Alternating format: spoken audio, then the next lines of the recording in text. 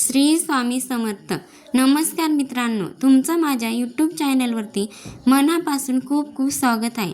आणि स्वामींचा कृपा आशीर्वाद प्राप्त करून घेण्यासाठी कमेंट बॉक्समध्ये श्री स्वामी समर्थ नक्की लिहा.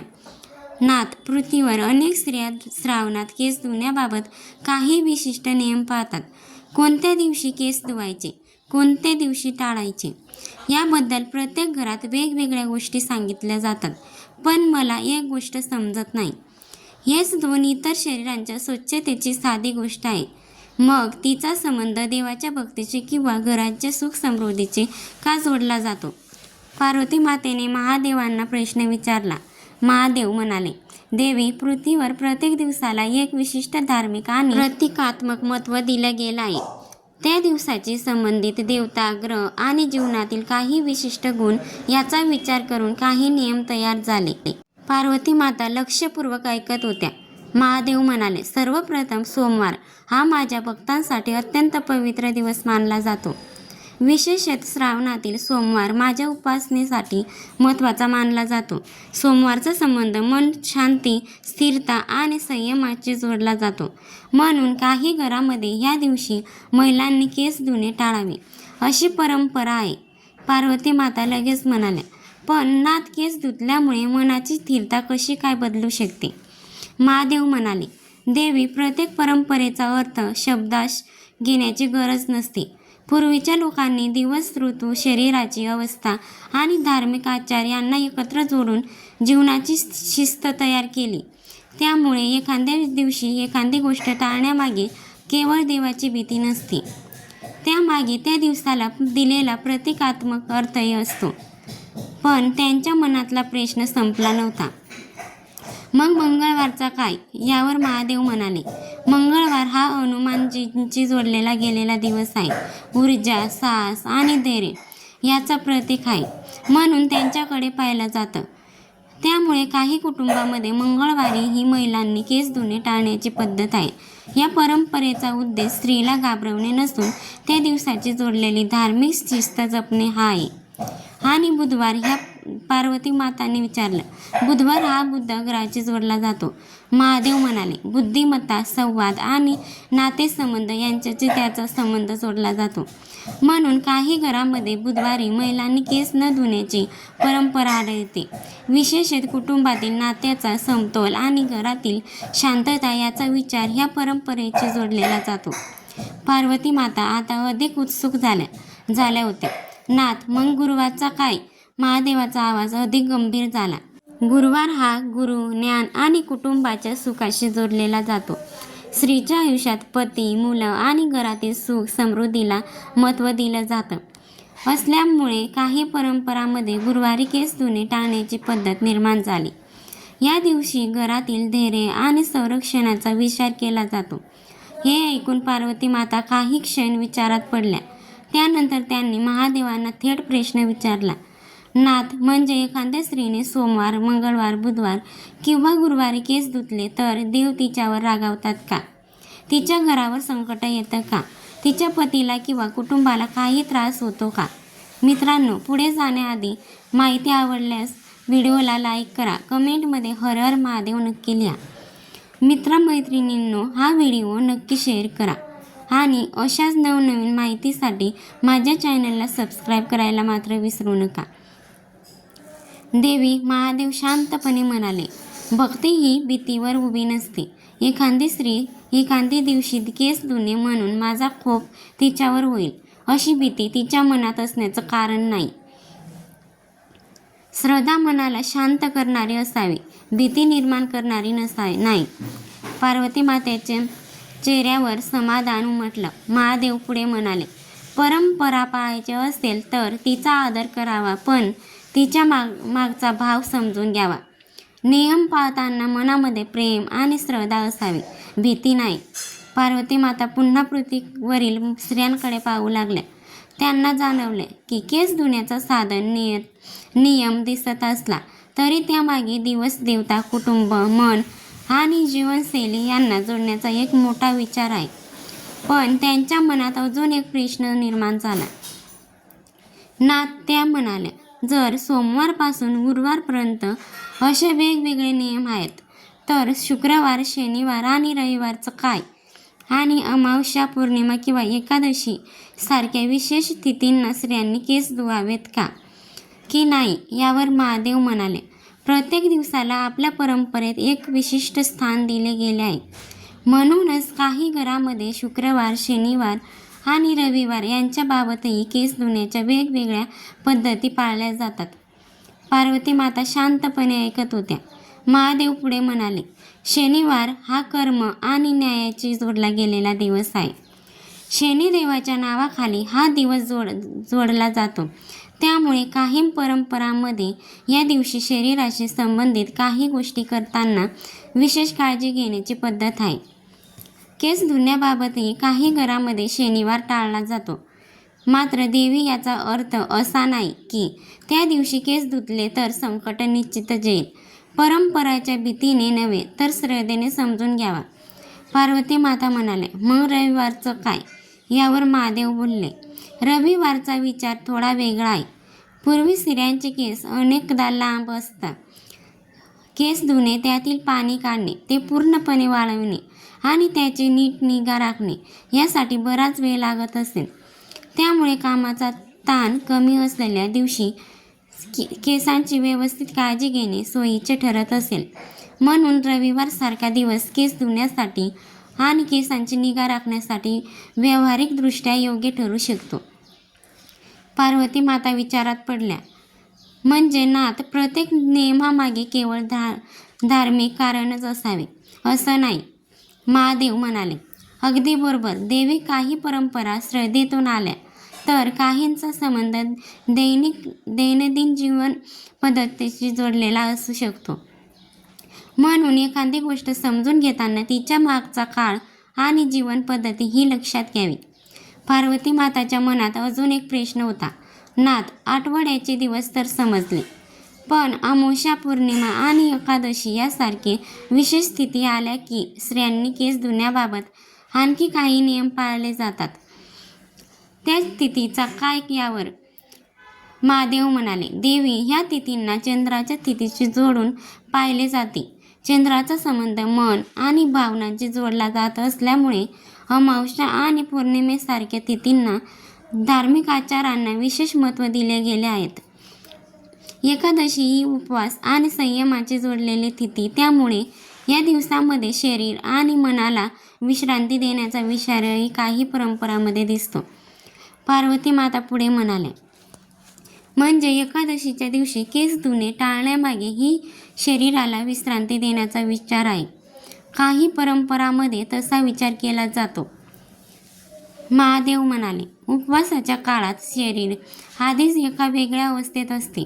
अशा वेळी विशेषतः थंड पाण्याने केस धुतल्याने शरीरावर अतिरिक्त परिणाम होऊ शकतो अशी कल्पना आहे. म्हणून उपवासाच्या दिवशी केस धुण्याऐवजी आदल्या दिवशी केस धुवून येण्याची पद्धत काही ठिकाणी आढळते. पार्वती माता काही क्षण शांत राहिल्या, पण त्यांच्या मनातला सर्वात मोठा प्रश्न अजूनही तसाच होता. त्यांनी विचारले, पृथ्वीवर काही स्त्रियांना असे सांगितले जाते की अमुक दिवशी केस धुतले तर घरची समृद्धी कमी होते, पतीच्या आयुष्यात संकट येते किंवा देवदृष्ट होतात. मग खरंच एखाद्या स्त्रीने ह्या दिवसामध्ये केस धुतले तर तिच्या घरावर दारिद्र्य येते का? यावर महादेव म्हणाले, नाही देवी. एखाद्या स्त्रीने एखाद्या विशिष्ट दिवशी केस धुतले म्हणून तिच्या घरात दारिद्र्य येईल, त्याच्या पतीवर संकट ओढवेल किंवा देव तिला शिक्षा करतील अशी भीती मनात ठेवणे योग्य नाही. भक्ती आणि भीती या दोन वेगळ्या गोष्टी आहेत. भक्ती प्रेमातून जन्म घेते तर भीती मनात अस्वस्थता निर्माण करते. एखादी परंपरा पाळताना तिच्या मागचा भाव समजून न घेता केवळ हे केलं तर अनर्थ होईल या भीतीने ती पाळली तर त्या परंपरेचा मूळ हेतू हरवतो. पार्वती माताने विचारलं, मग नाथ, सोमवार, मंगळवार, बुधवार, गुरुवार किंवा इतर दिवशी केस धुण्याबाबत जे नियम आहेत त्याच्यामध्ये शरीराची काळजी घेण्याचाही काही विचार दडलेला आहे का? यावर महादेव म्हणाले, देवी, ह्या श्रावणाचा विचार करा. या महिन्यात पृथ्वीवर पावसाचे प्रमाण वाढते, वातावरणात आर्द्रता वाढते, शरीरावर घाम आणि ओलावा अधिक काळ राहू शकतो.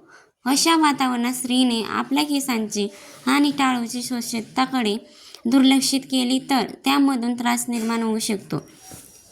माता पार्वती अधिक लक्षपूर्वक ऐकू लागल्या. महादेव पुढे म्हणाले, केस आणि टाळूवर अतिरिक्त तेल आणि घाम साचून न देणे हे महत्त्वाचे आहे. खाज येत असेल, कोंडा वाढत असेल, दुर्गंधी जाणवत असेल किंवा संसर्गासारखी लक्षणे दिसत असतील तर केवळ एखाद्या दिवसाच्या भीतीने स्वच्छतेकडे दुर्लक्ष करणे योग्य नाही. कोणत्या दिवशी केस धुवायचे ह्याबरोबरच केस स्वच्छ ठेवणे आणि धुतल्यानंतर त्याची योग्य काळजी घेणेही महत्त्वाचे आहे. हे ऐकून पार्वती माताच्या चेहऱ्यावर आश्चर्य आले आणि ती म्हणाली, म्हणजे नाथ, स्त्रीने परंपरा पाळावी. हो देवी, महादेव म्हणाले, परंपरा म्हणते काळजीपूर्वक वागा आणि शरीर सांगते माझीही काळजी घ्या. या दोन्ही गोष्टींचा समतोल समजून घेण्यातच विवेक आहे. पार्वती माता काही क्षण विचारात पडल्या. तेवढ्यात त्यांच्या मनात आणखीन एक प्रश्न आला. नाथ, पृथ्वीवर मी अनेक स्त्रियांना पाहते. पहाटे उठून त्या स्नान करतात, केस धुतात आणि त्यानंतर लगेच पूजा करण्यासाठी ओले केस घट्ट बांधून घेतात. काही जणी ओल्या केसांची वेणी घालतात. असं करणं योग्य आहे का? महादेव म्हणाले, देवी, इथेच एक छोटीशी गोष्ट अनेकदा दुर्लक्षित होते. ओले केस अधिक नाजूक असतात. अशा केसांना लगेच घट्ट बांधणे, घट्ट वेणी घालणे किंवा आवळून ठेवणे ह्यामुळे केस तुटण्याची शक्यता वाढू शकते.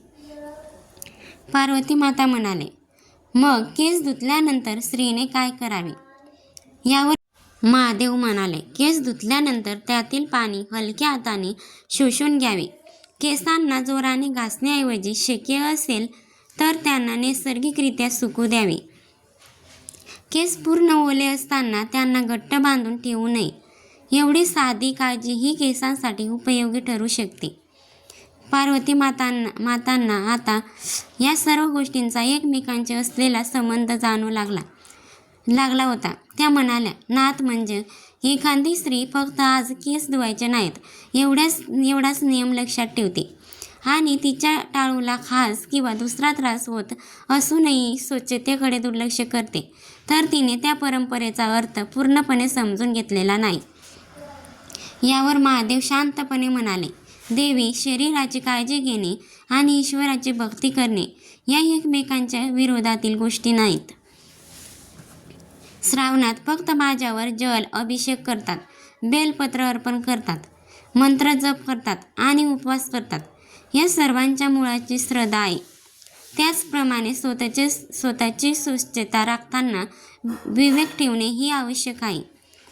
माता पार्वतीच्या मनात आता एक शेवटचा आणि सर्वात महत्त्वाचा प्रश्न आला होता. त्या महादेवाकडे वळल्या आणि म्हणाल्या, नाथ, आता मला ह्या परंपरेमागचा अर्थ समजून लागला आहे. पण पृथ्वीवरील एखाद्या स्त्रीने मला विचारलं, मी श्रावणातील ह्या सर्व परंपरा नेमक्या कशा पाळाव्या? माझ्यासाठी श्रद्धा महत्त्वाची की माझं आरोग्य? तर मी तिला काय सांगू? मित्रांनो, व्हिडिओ पुढे जाण्याआधी माहिती आवडल्यास व्हिडिओला लाईक करा. कमेंटमध्ये हर हर महादेव असे नक्की लिहा. हा व्हिडिओ तुमच्या मित्रमैत्रिणींना नक्की शेअर करा आणि माझ्या चॅनलला अशाच नवनवीन माहितीसाठी, कथेसाठी सबस्क्राईब करायला मात्र विसरू नका. याचे उत्तर देत महादेव म्हणाले, देवी, परंपरेचा आदर करणे कधीही चुकीचे नाही. पण कोणतीही परंपरा भीतीने पाळू नये. ती श्रद्धेने आणि तिच्या मागचा भाव समजून पाळावी. पार्वती माता म्हणाले, पण आज एखाद्या स्त्रीला घरातील मोठ्यांनी एखादा नियम सांगितला असेल आणि तो नियम तिच्या मनात देवाच्या भीतीची जोडला गेला असेल तर तिने काय करावे? यावर महादेव म्हणाले, तिने प्रथम त्या परंपरेचा आदर करावा, पण त्याचा अर्थही समजून घ्यावा. एखाद्या दिवशी केस धुतले म्हणून माझा खूप नुकसान होईल अशी भीती बाळगण्याची आवश्यकता नाही. श्रद्धा मनाला शांत करणारी असते. तर श्रद्धेमुळे मनात सतत भीती निर्माण होत असेल तर त्या श्रद्धेचा अर्थ पुन्हा समजून घेण्याची वेळ आली आहे. पार्वती माता काही क्षण विचारात पडल्या. मग त्यांनी विचारले, म्हणजे स्वच्छता आणि शिवभक्ती एकमेकांच्या विरोधात नाहीत? महादेवाच्या ओठावर स्मित हास्य उमटलं. देवी, अजिबात नाही. ज्या शरीराने माझे नामस्मरण केले जाते, त्या हाताने माझ्यावर जल अर्पण केले जाते आणि ज्या मुखाने ओम नमः शिवाय जप केला जातो, त्या शरीराची काळजी घेणे ही भक्तीचाच एक भाग आहे. महादेवाचा शब्द ऐकून पार्वती माताच्या चेहऱ्यावर समाधान उमटलं. महादेव पुढे म्हणाले, श्रावण हा माझ्या भक्तांसाठी अत्यंत पवित्र काळ आहे. या महिन्यात फक्त भक्त माझ्यावर जलाभिषेक करतात, शिवलिंगावर बेलपत्र अर्पण करतात, महामृत्युंजय मंत्राचा जप करतात आणि अनेक जण सोमवारचा उपवासही श्रद्धेने करतात. या सर्व आचारामध्ये माझ्या विषयीची भक्ती आणि समर्पण असते. त्या म्हणाल्या, नाथ, म्हणजे नियमापेक्षा त्यामागचा भाव मोठा आहे. महादेवांनी मान हलवली. हो देवी, एखादी स्त्री आपल्या घरातील परंपरा श्रद्धेने पाळत असेल तर तिच्या श्रद्धेचा आदर व्हायला हवा. पण त्या परंपरेमुळे तिने स्वतःच्या आरोग्याकडे दुर्लक्ष करू नये आणि एखाद्या कारणाने एखादा नियम पाळता आला नाही तर मनात अपराध भाव किंवा देवाची भीती निर्माण करून घेऊ नये. पार्वती माता म्हणाल्या, आज मला कळलं, नाथ, परंपरेचा आदर करायचा पण तिच्या मागचा अर्थ विसरायचा नाही. श्रद्धा ठेवायची पण भीती मनात ठेवायची नाही. महादेवांनी प्रेमाने पार्वतीकडे पाहिले. देवी, हाच या संपूर्ण गोष्टीचा सार आहे. श्रद्धा, परंपरेचा आदर करा, पण विवेक आणि आरोग्य दुर्लक्ष करू नका. देवाची प्रेमाने केलेली खरी भक्ती आहे. हर हर महादेव. श्री स्वामी समर्थ. जय जय स्वामी समर्थ. धन्यवाद.